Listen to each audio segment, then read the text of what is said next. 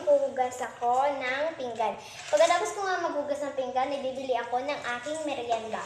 Pagkatapos ko nga lang kumain dahil bibili ako ng pagkain dahil inutusan ako ni Papa.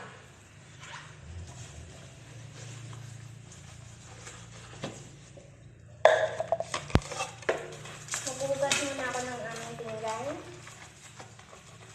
At pagkatapos kong bumili sa tindahan ay maglilinis ako ng aming bahay.